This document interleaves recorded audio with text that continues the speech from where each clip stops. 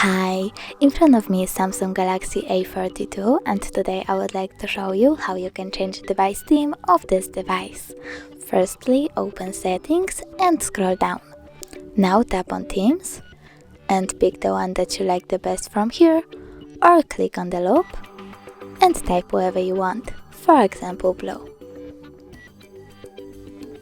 Pick one of the themes, tap on it and just download. Theme of your device will change after you log in to your Samsung account. Thanks so much for watching. If you enjoyed this video, don't forget to leave a like, comment and subscribe. Bye!